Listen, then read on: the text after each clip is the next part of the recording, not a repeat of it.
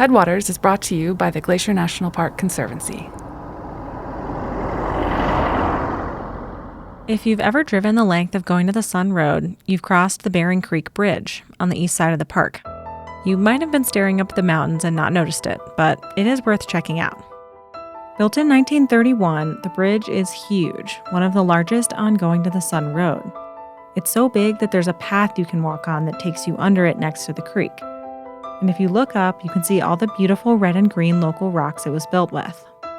The rocks stack on top of one another to form a single long arch that touches down on each side of the creek. And at the apex of the arch is a single stone that's bigger and more prominent than the rest, and that's called the keystone.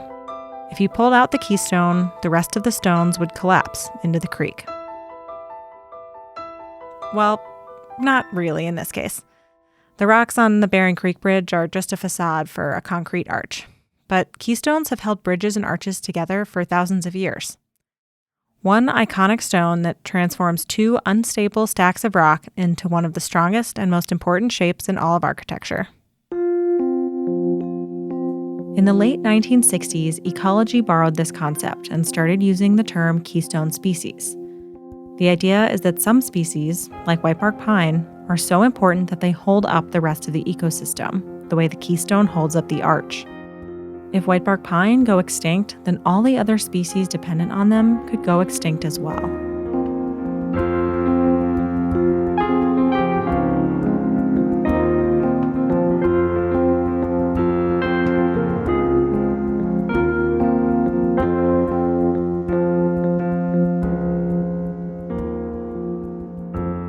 My name is Peri, and you're listening to Headwaters Season 2, a story of a tree over the course of a summer in Glacier National Park. Of course, this story is also about a lot more than whitebark pine. It's about the purpose of the National Park Service and our relationship with nature. I'm Michael. I'm Andrew, and the three of us are rangers here in Glacier. You're listening to Chapter 2 of 5, although we'd recommend starting with Chapter 1. And if you haven't already, you could listen to Season 1 of this podcast for an introduction to Glacier National Park. Last time, I met whitebark pine. I spoke with foresters, rangers, artists, and more to see what we can learn from a tree. Today, I'll meet the plants and animals that depend on whitebark pine. Could you introduce us to Piney? Yes. I have a puppet here with me. I'll pick her up. Piney is like an artificial Christmas tree that's been truly gussied up, whose trunk has been painted white because she is a whitebark pine. She has been giving a beautiful sequined evening gown with some pretty profound pine cone bosom situation, which I will say was... Glacier has an artist-in-residence program, a way for the park to invite and host artists to visit for a month at a time while working on a project about the park. So she's about 3.5 feet tall, 3 feet tall, green sequin dress, looks kind of like a... I would say like a lounge singer, perhaps. Okay. She's got one hand that's perpetually on her hip and one hand that she gesticulates with. This year, one of our artists was Brad, who came to our studio with a handmade whitebark pine puppet named Piney, whose plastic needled branches have been squashed into a quasi-feminine form. My name is Brad Einstein, and I am a federally recognized forest comedian. Brad and his friend Kyle Niemer started Tree Huggers Comedy, where they make nature documentaries that they describe as a little John Muir and a little John Oliver. One of the videos they're working on explores a relationship, specifically one between whitebark pine and a bird called a Clark's nutcracker. So the whole play with this noir was that the detective was a Clark's nutcracker who had a very good memory for triangulating and finding things. Clark's nutcrackers are a beautiful gray bird that's related to crows and ravens, and they have black wings and a huge black beak that they use to crack into whitebark pine cones. They extract their seeds and then cache them for the winter. Here's a clip from Brad and Kyle's video. The name's Clark. Clark S. Nutcracker. From 9 to 5, I'm a private detective. The rest of the time, I'm a bird. Why am I a detective? I have a nose for it. More specifically, a beak. there's not a case this thing can't crack. More specifically, seed cases. More specifically, pine cones. And while I've cracked lots of cases from lots of pines, there's only one case that cracked my heart in two. In this bit, Clark S. Nutcracker is a detective, sporting a 3-piece suit and a felt fedora. The joke is that, like a detective, these smart birds use their excellent memory to remember all the places where they've cached whitebark pine seeds. So he was a private eye, and we kind of had a beautiful mind sort of conspiracy theory wall of him doing this triangulation.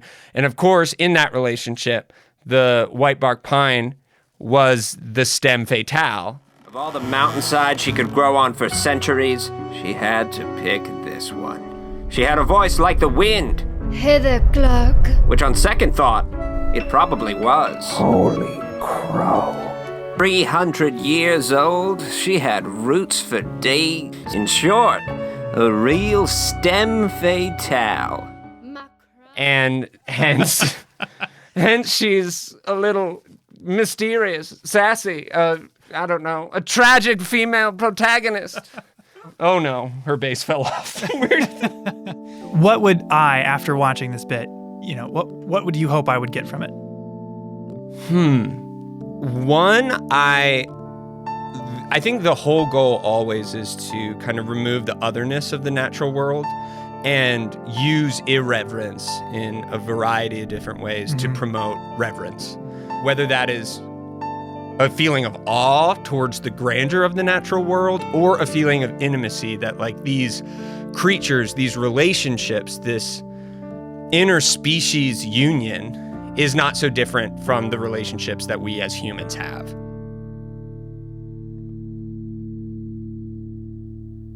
When I think about relationships, I see my loved ones, my family, my friends.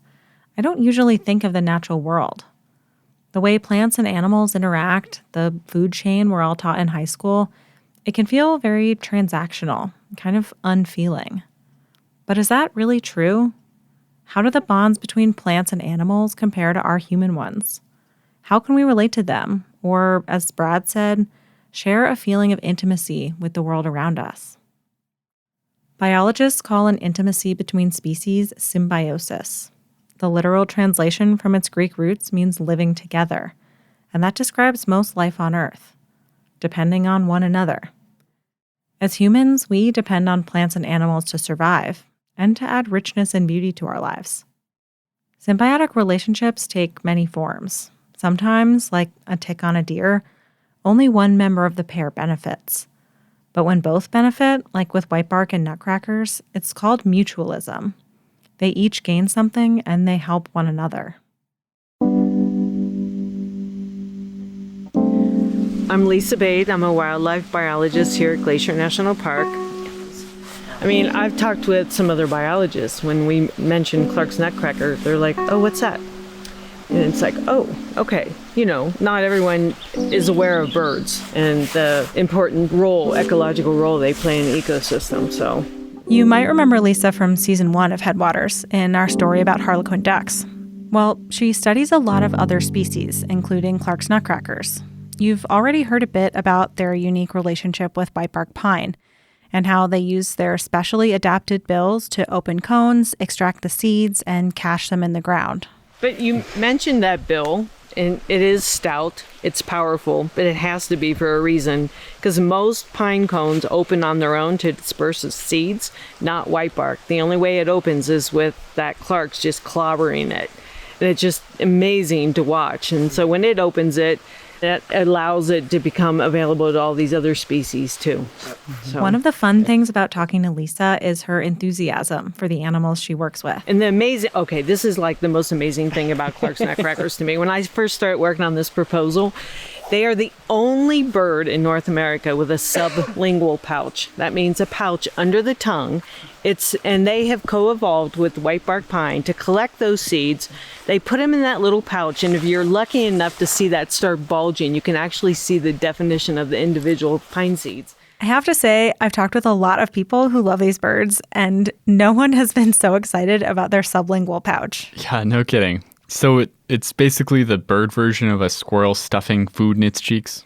Pretty much. But then they use that little pouch to go fly off, and then they bury those seeds like 2 or 3 at a time.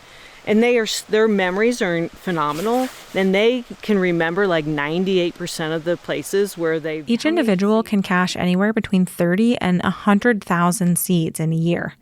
And in a win-win scenario, the birds like to cache the seeds in open areas, like recent burns, where the terrain is easy to memorize and there's no shade to block the growth of young trees. They are so smart that they can remember where 98% of those seeds have been cached, but it's the 2%, the 1 to 2% that they can't remember or they don't get to. That's what germinates into the next generation of whitebark pine. So it's just this fabulous mutualistic relationship that's evolved over the millennium. So whitebark pine depends on Clark's nutcrackers to reproduce. They need the birds to distribute and plant their seeds for them. But it might go the other way too.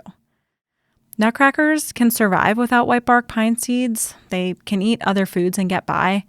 But the fewer whitebarks there are, the fewer nutcrackers there tend to be. And scientists have observed that in years with very small cone crops, nutcrackers are less likely to reproduce. You've probably heard of the birds and the bees, but this is the birds and the trees. It's a beautiful thing, these birds and trees in this ancient, balanced, and mutualistic relationship. In a way, I almost feel jealous. I'd love to have that close connection with the world around me. And I don't think I'm alone in that. Humans need community, and we all want to feel like we belong. But being part of a community means that you need to give back as much as you receive, whether with friends and family or with your natural environment. There has to be taking and giving, or else you slip from mutualism to something else. Instead of the bird and the tree, it's the tick on the deer. Like any relationship, it's a balancing act. When there aren't enough whitebark pine cones, nutcrackers can end up eating every last seed, turning them from seed dispersers into seed predators.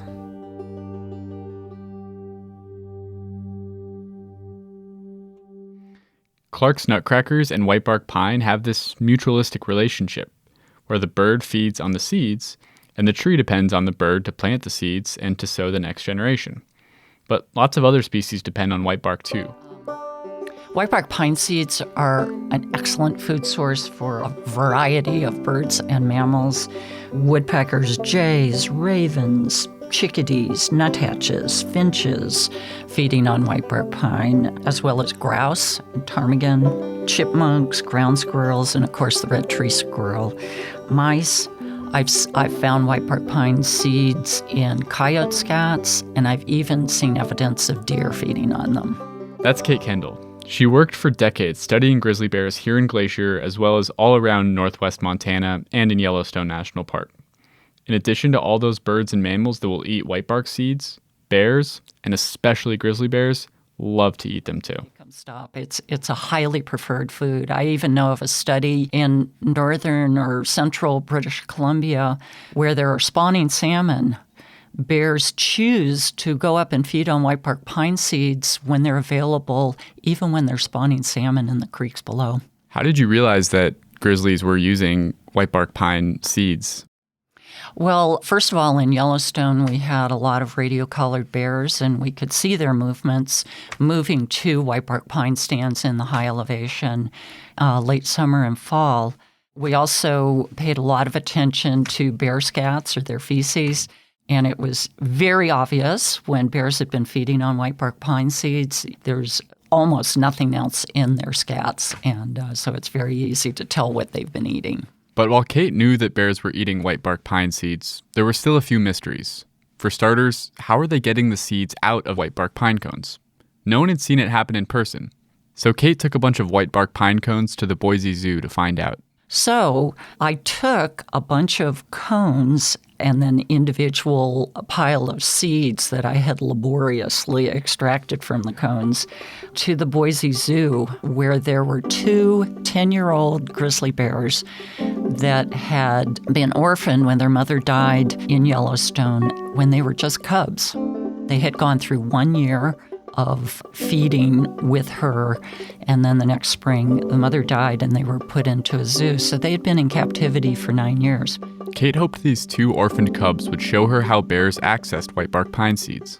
And they still had their regular food, which were apples and carrots and out there. And as soon as they released those bears into the enclosure, they just absolutely made a beeline to the pile of cones, sat down, and started crunching them up. They'd break them up by biting them, and then they'd let that fall to the ground, and they'd rake out the debris and just very dexterously lick up just the individual seeds. And if they got a cone scale in their mouth, it would get ejected out of the side of their mouth. It was just unbelievable that one... This behavior couldn't have been learned in captivity. The bears remembered the trick that their mom had taught them, that one fall 9 years earlier. However, they didn't touch the seeds that Kate had carefully extracted from the cones. And I don't understand this, but they never touched that pile of seeds. And sadly, that all got washed down the drain at the end of the day. All your hard work? All my hard work. And it was really hard to extract the seeds. Whitebark pine cones are extremely resinous. And I would get my fingers completely glued together and have to pry them apart with solvent in order to continue. And the bears don't get their lips glued shut by the pine resin? They don't, but I have pictures of bears, and they had been feeding on whitebark pine cones before the big die-off. And they had no hair on their bellies because so much resin had collected. And then when they tried to get the resin off, they pulled out all their hair. They had club feet. Their front paws were just completely matted with resin. Is that good? They wouldn't stop? They wouldn't stop. Nope. But even knowing how bears open the cones, it's hard to imagine grizzlies getting to the cones in the first place. Whitebark pine cones are kind of unique because they sit way up high in the tree at the very ends of the branches. Black bears are excellent climbers, but grizzly bears are not. As it turns out, grizzly bears rely on another animal to do their dirty work and retrieve all the cones for them.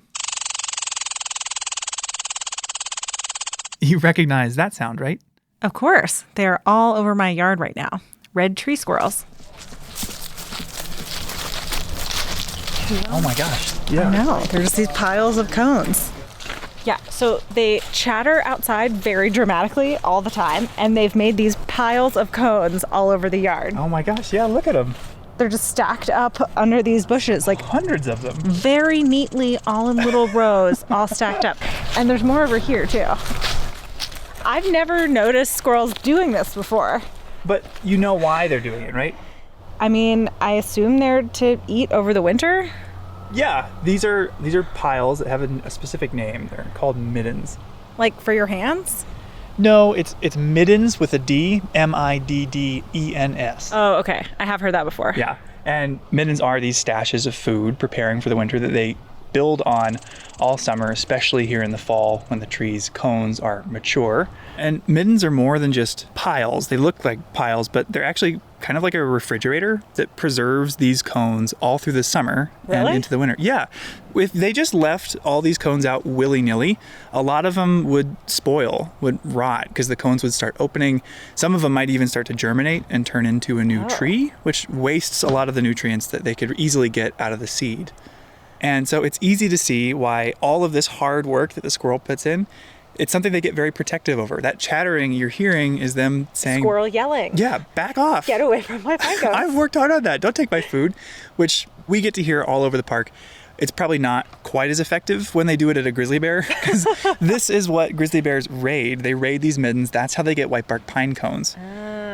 In fact, early in the spring, when other foods like huckleberries aren't ready to eat yet, bears can still dig up and access these cones. And Kate had seen this sort of thing in real life. This whitebark pine stand is cratered by bears that have come out of the den and been able to smell these caches of cones 6 feet under snow, dig them out, feed on them. There's cone debris all over the place, bear scats full of seeds. And I'm telling you, it was like bombs had gone off all over the Whitebark pine stand. Why do you know so much about squirrels? Okay, well, when I worked as an interpretive ranger, the guided hikes, that sort of thing, we were asked to come up with a 30-minute talk about animals. And a lot of my colleagues gave talks on mountain lions and mountain goats, grizzly bears. Megafauna. Charismatic. I gave mine on squirrels.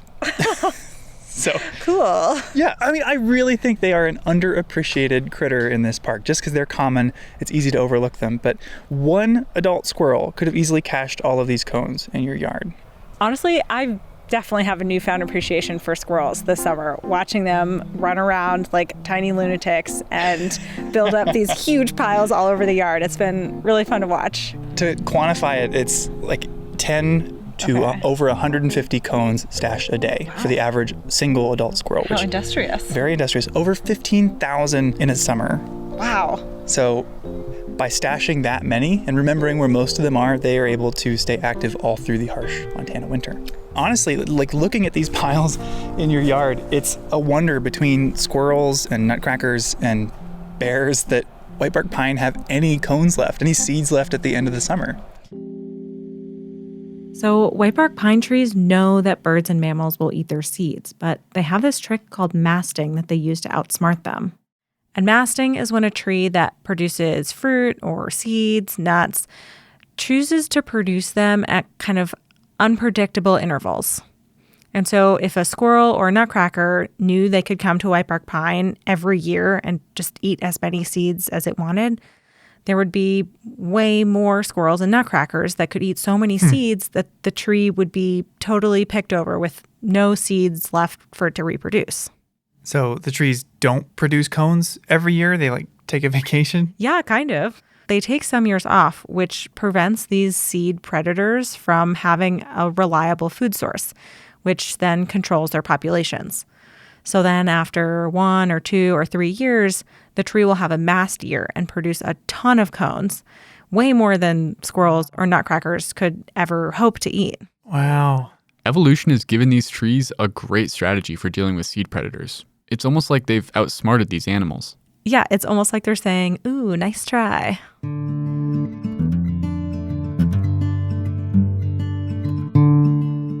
So it's clear that this relationship between a tree, a bird, a bear, and a squirrel, it's really complex. And it's something that people have studied year after year to understand better. I was hiking up one morning, and there was this black bear that was digging at the base of a tree. And it just ran off immediately. And so I think, I need to see whether it's digging up cones or maybe it's finding little seed caches. And so I am down with my butt in the air, digging up, trying to carefully see, are there seed caches here? Well, I'm behind the trunk of the tree, and the bear didn't see me. And it comes back and pokes its head around, and we both kind of go, whoa! Like, it went like that, ran off again. Hearing Kate's stories of her time spent in whitebark stands and learning about all these interconnections made me want to go try and see them for myself. I've had the chance to visit the trees themselves, but I never paid much attention to what was going on around them. But now that I know the stories of the nutcrackers and bears and squirrels, I want to watch those relationships in action. Glacier Dispatch, this is Greg. Hey Greg, this is Vlad Kovalenko. Would you please initiate my backcountry tracking? There you are, and out by 7 o'clock tonight, right? Yep. Great. We'll talk to you then. Awesome, thanks Greg. Got you going.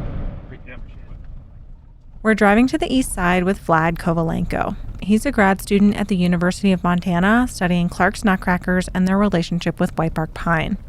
And like this show, Vlad's work is supported by the Glacier National Park Conservancy. This summer, he's working with Lisa Bate. I wouldn't say the hike up is pleasant. It's pretty bushwhacky and it's hard to find the path. But once you're up there, it's quite nice. And if we don't find it, then all hope is lost. Great. The goal, hike up a ridge and try and find some birds. And not by just blindly stumbling around with binoculars. No, higher tech than that. So 8 birds, 8 Clark's nutcrackers, were equipped with little transmitters that emit a signal Vlad can pick up and follow. And that's one thing I had a really hard time wrapping my head around. Like, nutcrackers are related to crows and ravens, famously smart birds. Like, how on earth did they catch them? Well, it took a lot of planning and a lot of patience to try and outsmart them. They used a bait called suet to lure the birds into a trap called a bow net. But we had suet strung between this tree and all the way over to that tree. And there was probably, 5 feet of snow here? So it hung there, and nothing happened. We were hiding way back in the trees, but, he makes it sound really easy. It was anything but easy. No, we spent, hours. We spent days sitting there in a chair, and we had to learn to just hold perfectly still, didn't we? This is the middle of winter. Snowy, cold, windy. And this went on for months with no luck. Staff and volunteers alike were checking for signs of birds on the bait every week or two, driving several hours and skiing several miles, until finally one day when Lisa was running errands in town, she got a text from a volunteer. Bird on suet, bird on ground. And the first thing I did, I just got goosebumps. I called Vlad. I'm like, what are you doing tomorrow? He's like, I don't know. What am I doing? I'm like, we're trapping a bird. The obvious question is, what do they do with the birds once they've trapped them? The first step was just to hold on to them, which wasn't always easy. Every single bird that we handled had a different personality. There was the one that we came away with bruises all over our knuckles. And then there was another one that was just cool as a cucumber, and I don't think we got pecked, but, maybe. Vlad and Lisa explained that they tied a tiny backpack with a transmitter onto the birds, which they secured around their wings and across their chest with a Teflon ribbon. It only weighs 5 grams, which is just 4% of the bird's body weight. And apparently, the trick to distracting the birds enough to get this done was giving them a stick to hold on to with their toes. And that was so invaluable, because otherwise, we'd be processing on a towel on a table, and they were just picking it up, grabbing anything and everything. But if you gave them a stick, it gave them some obvious sense of security, and it would calm them down. And once the backpack with the transmitter was tied on, they let the bird go and sent it off with their gratitude. But, we just kept saying, thanks, you're doing this to learn more about your species. And, you're paying one forward, hopefully, for the species. So the cool thing about the transmitters is that they'll let Vlad see where these birds are throughout the year, even if they leave the park or Montana altogether. As other biologists have learned, when the probability of survival reaches 0 in a certain habitat, the bird will leave that area to go somewhere where the probability of survival is much greater. And we were wondering if that's happening here in the park. We don't even know if Clarks breed here anymore in the park, but without Clarks to bury seeds to initiate that new generation of whitebark pine, there will be no natural regeneration of whitebark pines. That's the only way it regenerates, is with the Clark's nutcrackers.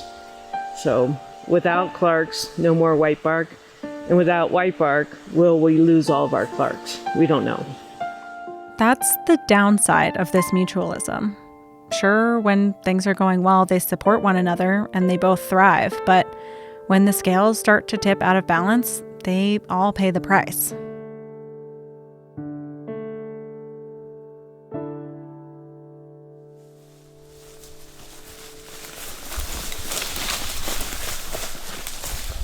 We're about to enter the whitebark zone.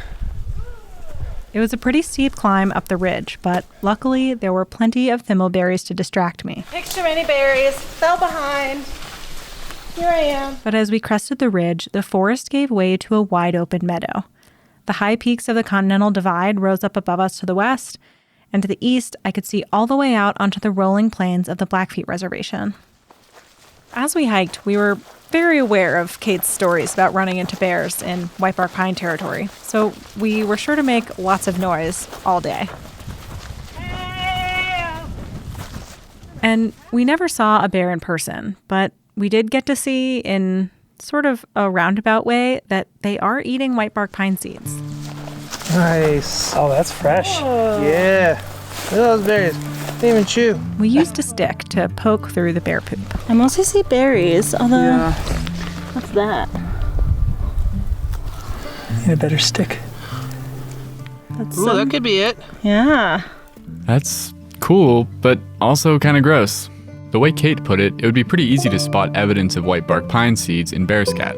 It's a combination of these woody seed coats and then the pine seeds like pinyon pine nuts crunched up coarsely, and it's just packed in the bear scat. And it's actually a good source of food for birds and small rodents. They'll quickly consume a bear scat that's full of whitebark pine debris because there's so much undigested pine seeds in there.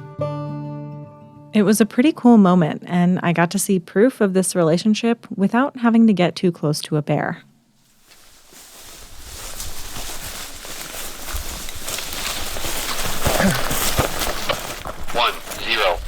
Woo! That's good news. So it's transmitting? Yeah, someone's transmitting. The robotic voice means that Vlad's receiver is picking up one of the backpack-wearing birds that's part of his study. Basically, the higher the number, the closer the bird is. 1, 5, 6. The receiver pointed us downhill, so we kept walking that direction. It'll just keep transmitting as we go. Yeah, it should keep increasing. 0, 8. There's our friend with the Clark's Nutcracker. Oh, one right on the top of that tree. Oh, yeah. Oh, there's a ton of them. We found a whole flock of nutcrackers, but we couldn't be sure that any of them were part of Vlad's study without seeing an antenna. All right, give me an antenna, please. All right. Got the robotic. Yeah, that's an interesting variation of their call. No antennae on that one. Their calls are so harsh, distinctive, and loud that it was really easy to hear them. But we still needed binoculars if we wanted to see which one was wearing a backpack with a transmitter. It's the top of this really thin tree. That's got an antenna. It does? Yeah. The big fat one. What is Oh, it I doing? see a bunch of opened cones. It's perched right on top of that whitebark. I haven't yet seen it drill open the cones to get the seeds, but there's a bunch of already opened cones at the top of that whitebark. Seeing a bunch of nutcrackers frolicking around at the tops of whitebark pine trees started to make these relationships more tangible, more real to me. It's not just a set of connections I might describe scientifically, but these trees and these birds right in front of me. Having a great time, it seemed like. Gosh, they're fun to watch.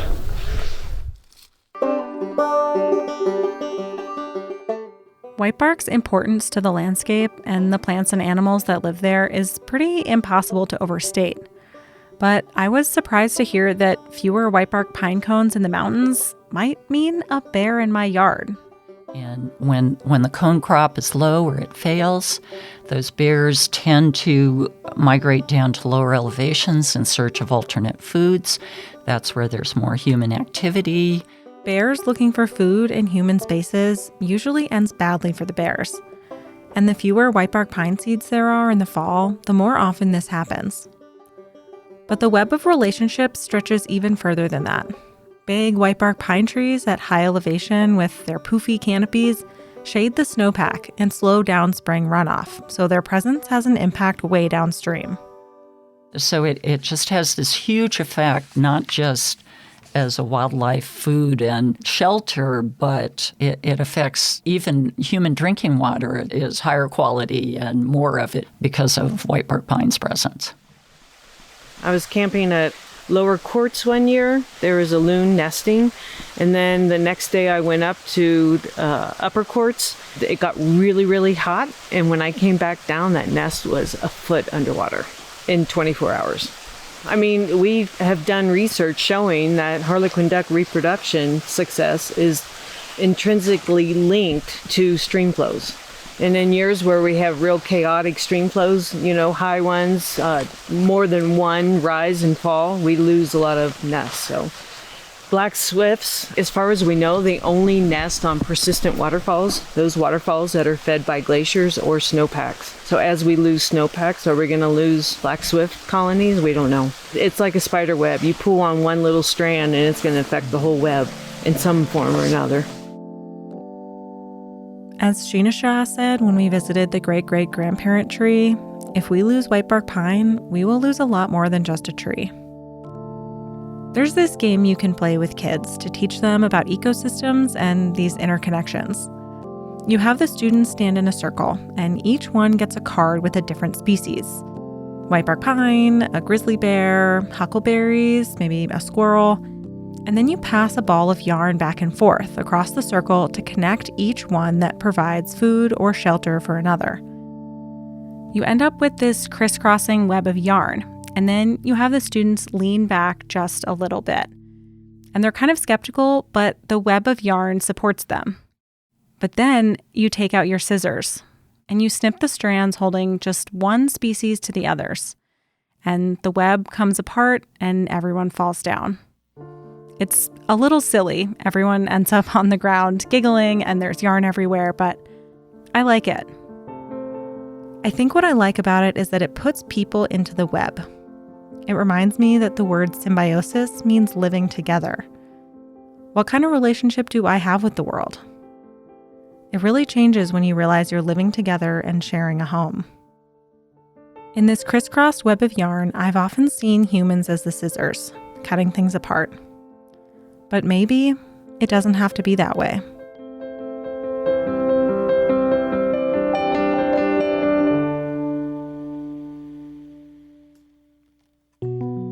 Next week on Headwaters, we learn what whitebark pine is up against and the lengths that previous generations went to try to protect it. The muscle-bound jocks from the university, building up for the football season, were now carrying 5-gallon cans of poison on their backs and squirting that poison with a little hatchet hose right into the white pine trees, trying to save them. That's next time on Headwaters.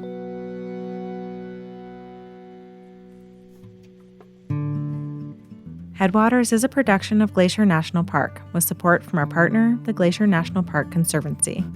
Glacier is the traditional lands of several Native American tribes, including the Amskapi-Piikani, Kootenai, Salish, and Kalispel people. Headwaters was created by Daniel Lombardi. Andrew Smith, Peri Sassnet, and Michael Feist produced, edited, and hosted the show.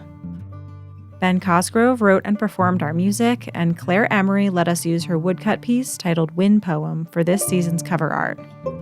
Special thanks this episode to Bill Hayden, Brett Einstein, Kyle Niemer, Piney the Whitebark Pine Puppet, Lisa Bate, Kate Kendall, Vlad Kovalenko, Taza Shaming, everyone with Glacier's Native Plant Program, the Whitebark Pine Ecosystem Foundation, and so many others.